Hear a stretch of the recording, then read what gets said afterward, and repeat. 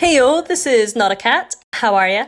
I've been leafing through my old Sight and Sound mags lately, which I've hoarded for years because, to be honest, I spent way too much money on them, but also because they can be a great source of ideas. The coolest thing I stumbled upon was probably this special issue on Martin Scorsese from around the time Silence came out. But it wasn't the silent stuff that interested me most. It was this article by Nick James on how Scorsese uses abstraction to express a character's state of mind and experience of the world. Now, abstraction is a bit of an abstract concept, so I'm going to stick an appropriate definition from the article here. As James says, Scorsese uses abstraction sparingly, but when he does, it's usually to help put the viewer inside a character's head. Now, I'm not one of those people who thinks abstraction or expressive style needs to have a purpose, but as purposes go, this is a good one. Take the jail cell scene in Raging Bull, where chiaroscuro and deep shadow almost completely conceal Jake. It not only looks fantastic, but it reflects his deep shame and lack of identity at this point in the narrative. Or of course the flashes of blinding white light in The Ring, which, as James points out, mimic a loss of consciousness.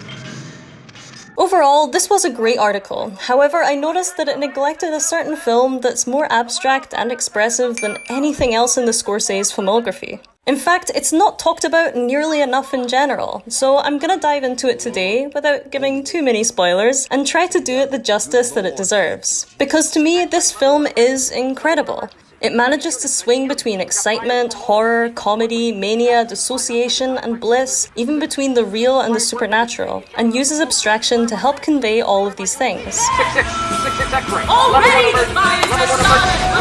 I'm talking, of course, about Bringing Out the Dead, Scorsese's 1999 adaptation of the best-selling novel by Joe Connolly. So what's it about? For the uninitiated, Bringing Out the Dead's hero is a New York paramedic called Frank, and Frank isn't having a great time. He's overworked, he's taunted by hallucinations, and through his voiceovers that guide us emotionally through the story, we learn that he hasn't saved anyone in months. He's a Travis Bickle of sorts, I guess, working nights, isolated, and dismayed at the poverty and pain that he sees in the city. Frank has 3 consecutive co-workers in this film: Larry, Marcus, and Tom. They're increasingly erratic, anarchic even. So appropriately, the arrival of each of them is accompanied by a higher level of abstraction and expressivity. Now, this film covers a lot of emotional ground in just 2 hours, so I'm gonna split this video essay into 3 main sections just to keep things simple. First, we'll look at Mania, which is the fun energy that drives the movie essentially, then at trauma and dissociation, and finally end things on a nice note by talking about Transcendance/bliss. So get yourself comfy, hit that subscribe button before you forget, and let's go! I mentioned Scorsese's Taxi Driver in my intro, and it's true that these films share a screenwriter, similar themes, and even some visual similarities. However, Bringing Out the Dead has something Taxi Driver just doesn't. An actually quite nice love story, yes. John Goodman, yes. But most importantly, it's just fun as hell. And I'm not referring to the jokes, which all land pretty well, by the way. Now look, don't make me take off my sunglasses. I mean, this film is a fun experience in a way that's appropriate to Frank's mental state. Let me explain. Blast off! If you've ever worked a night shift or experienced insomnia, you'll know that stress and exhaustion can lead to a kind of mania. It's a happy buzz, but it's also a loss of control. Compare Frank's view of the city as he describes the feeling of transcendence after saving somebody's life, everything illuminated in morning light, to what he sees from the ambulance on a rough night.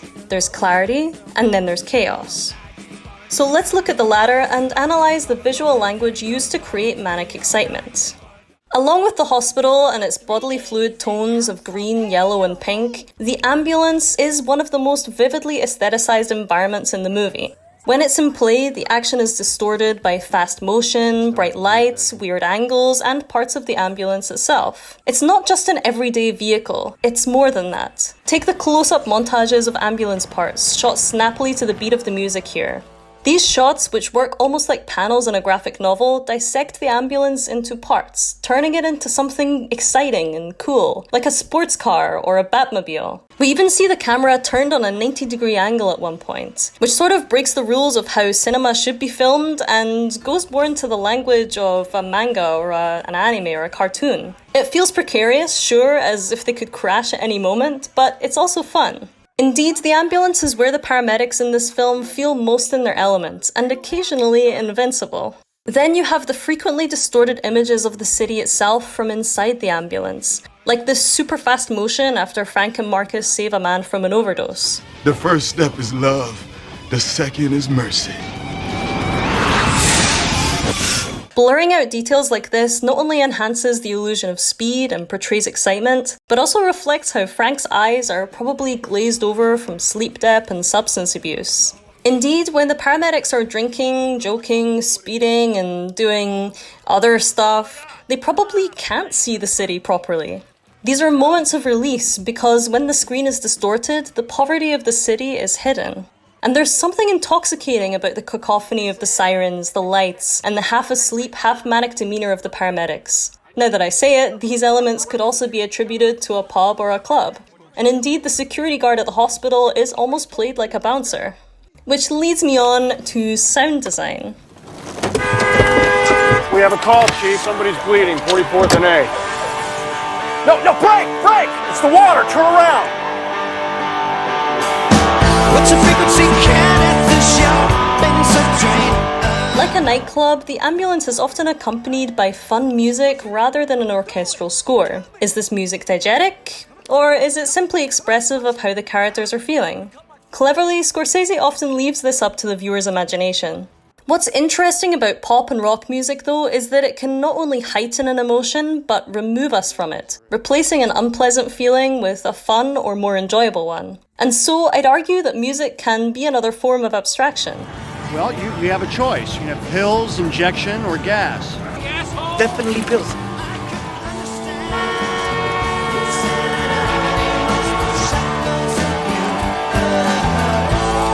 The way the rock crescendo overpowers the bleak images on screen, suggesting that Frank is not fully connecting to his surroundings. And this same track then even encourages us to laugh as Tom beats up a patient.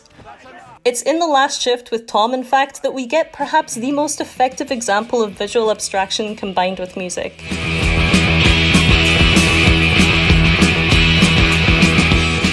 To me, punk is a really good choice here because of its anti-establishment, anarchist connotations, and this idea of rules being broken is reflected in the visual language of this sequence. We see the camera swinging between Frank and Tom rather than cutting between them, and some wild camera shake tells us that Frank is getting smashed tonight. So smashed, in fact, that he's struggling to see, as illustrated by this very abstract bokeh effect on the lights. Then we get a whiteout like the one in Raging Bull, which again mimics a loss of consciousness. But one of the coolest things in this sequence is probably this shot, which is smart.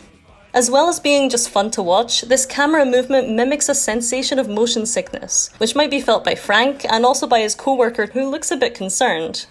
Indeed, the energy dips for a moment as we enter a more objective reality and see from Tom's perspective just how ill Frank looks. Tom, however, not being the most sensible of dudes, soon gets pulled back into the fervour. Somebody's gonna kill themselves, let's go. I don't wanna miss it! And we enter fast motion again. All this excitement does come at a price, of course. Not only do we usually experience a crash, narratively and tonally after a sequence like this, but mania can also lead to a loss of control, as I said at the start. Indeed, at this point, Frank has lost patience with his job and his hallucinations that punctuate frequently, and the sound design distorts to reflect a growing unease.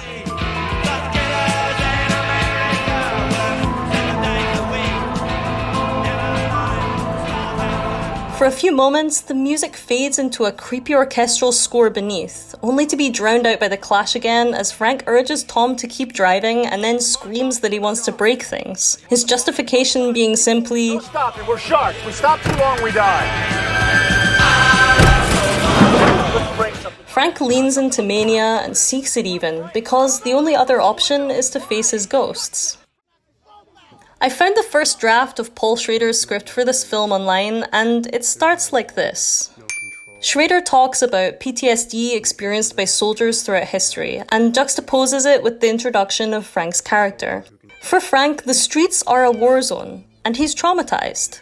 And if you know anything about trauma, you'll know that it disrupts one's experience of time. Indeed, from the opening monologue, it's clear that Frank has trouble staying in the present. We learn this not just through his words, but visually in how the light flickers between an urgent red, a ghostly white, and blackness, mimicking almost a feeling of blacking out. Things had turned bad. I hadn't saved anyone in months. I just needed a few slow nights, followed by a couple of days off. And indeed, Frank has to do a lot of emotional blacking out just to get through the day. Despite his best efforts, Frank is haunted by flashbacks and hallucinations, and in these, image and audio are disrupted, as in the scene I mentioned earlier. Then to snap out of it, Frank usually has to do something like start the ambulance or take the next call, and this forced change of pace is often accompanied by faster editing, more abstraction, and loud music, as Frank, in his own words, drives out of himself. This flip-flopping of moods and visual languages happens a lot, interrupting not only what we see and hear, but the linearity of the narrative itself. That's enough of the ambulance for now though. I want to take a look at another weird liminal space that plays a big, if less frequent, part in this movie. When talking about ghosts and dissociation from reality, we cannot leave out the Oasis, which is the home of a drug dealer named Cy. You just ain't gonna believe how relaxing that shit really is. Like the ambulance, the Oasis has its own rules, or more specifically, it functions in a different way and operates on a different timetable to that of normal day-to-day society. However, while the ambulance is ruled by high emotions and high energy, the Oasis is all about escaping that chaos through a lack of emotion. So, appropriately, the pace of the editing really slows down in the Oasis, and the soundtrack becomes less erratic. It all feels very cool and calm when Cy is talking, even though we know the situation is grim. That is until Frank agrees to take this pill of something, we don't know what it is, and he enters a nightmare. And then we see some pretty crazy stuff. In this nightmare, which I guess is also just a drug-induced hallucination, we see the ambulance, things happening backwards, and we're confronted with the surreal image of Frank lifting sick people like zombies from the cobbles in the streets, which is, I presume, a representation of his guilt for not saving more people, and also, I guess, his fear that even those people he saves may be unsavable overall. These are deep fears to carry around. Indeed, it's in this state that Frank relives the source of most of his trauma. We see the incident that's causing him all these hallucinations during a flashback with some eerily distorted vocals, which is then interrupted by Frank screaming in the waking world.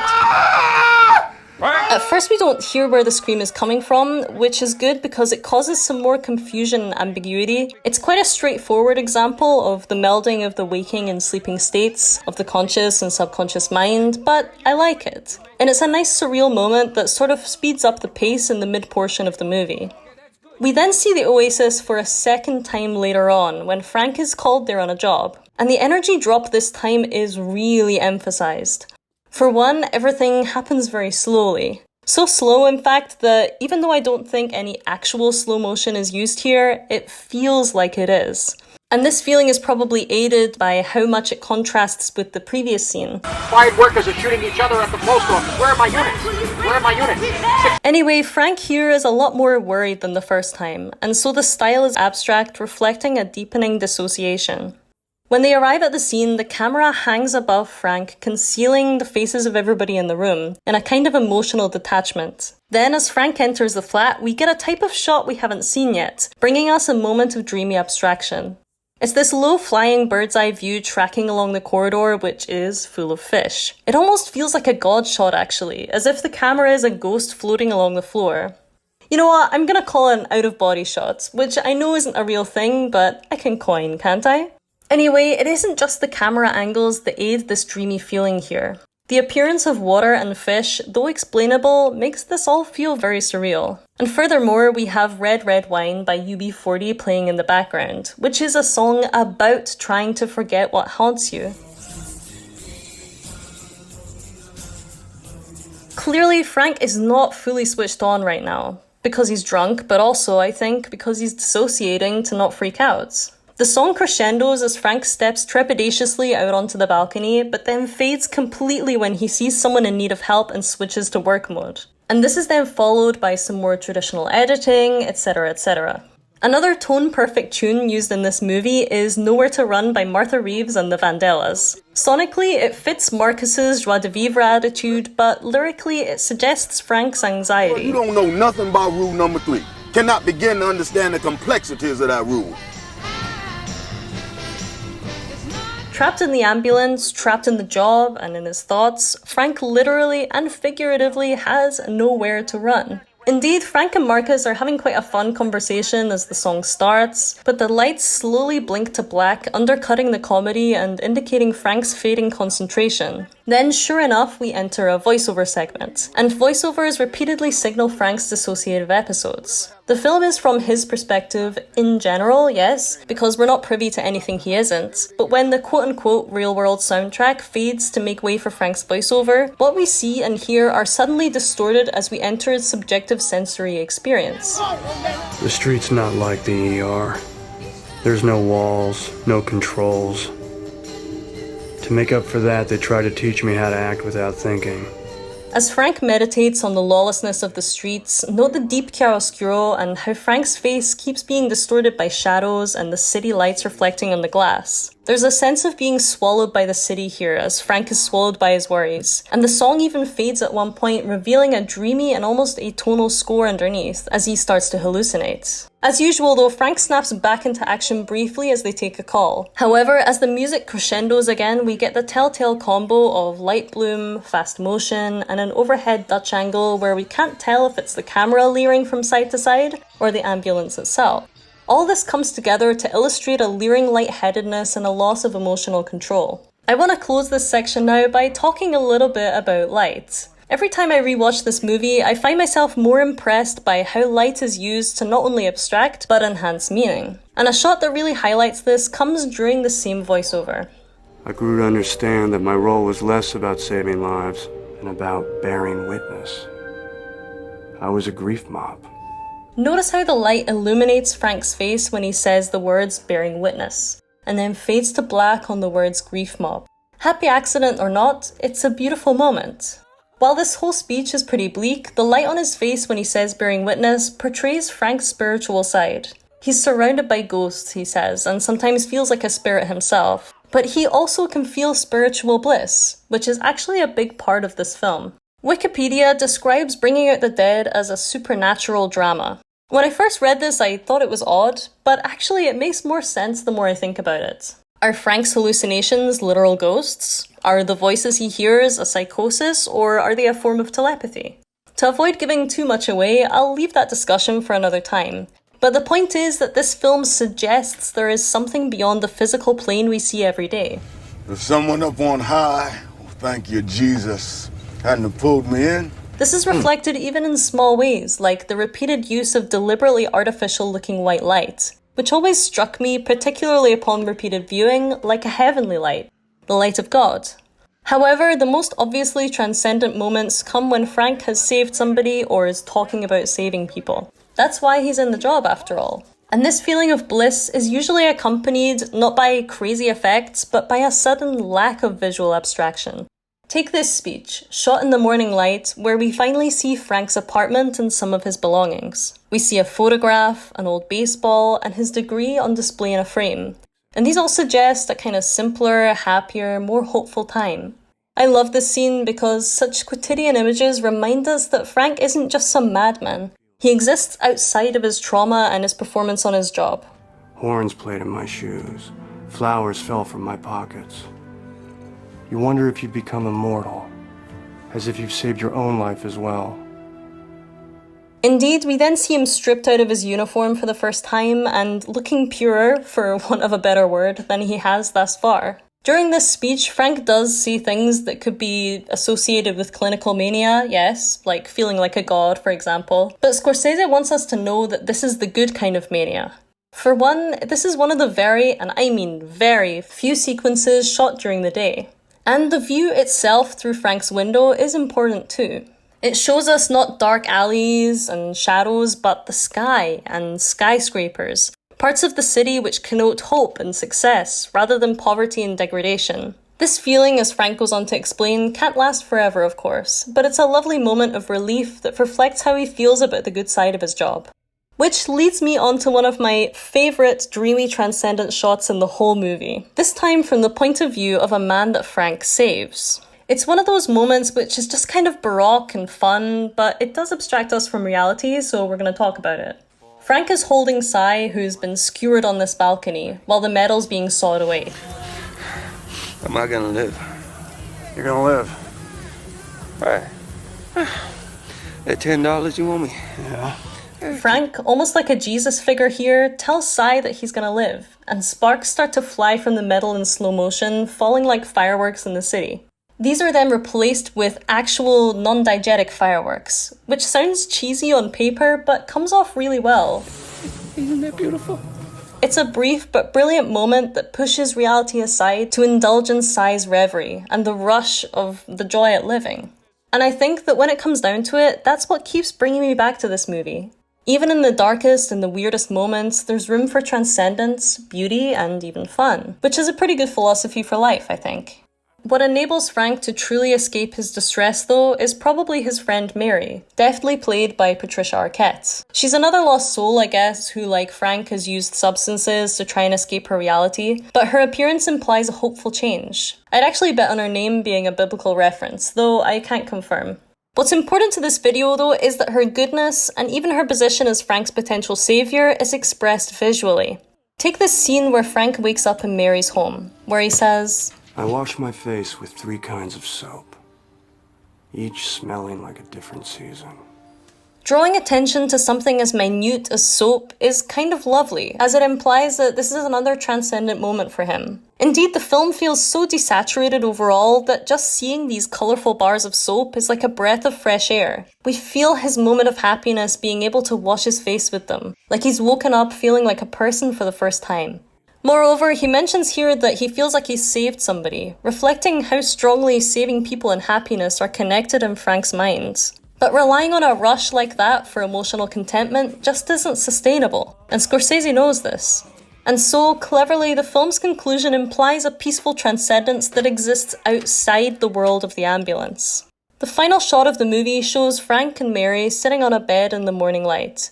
He's got his head resting on her chest, almost like a child cuddling into his mother, and the soundtrack, after all its cacophony, becomes silent. An ascending, sort of dreamy score then appears as the white of their clothes and the bedsheets begins to glow with heavenly white light.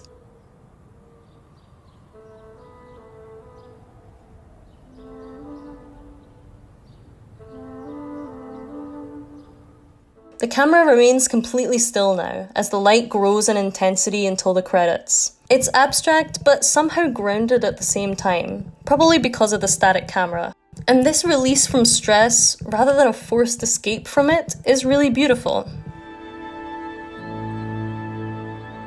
And that, I reckon, is a nice place to end this video. Overall, Bringing Out the Dead is a stunning example of how abstraction can and should be more effective than realism in juggling the plethora of human emotions, even if they're messy.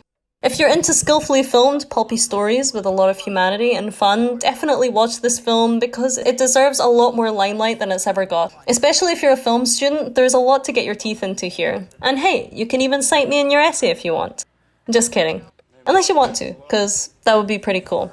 If you enjoyed this video, leave me a like and do subscribe and click the little bell for future content. And if you want to leave a little comment too, fire ahead. But for now, have a lovely day, take care of yourselves, and I will see you soon.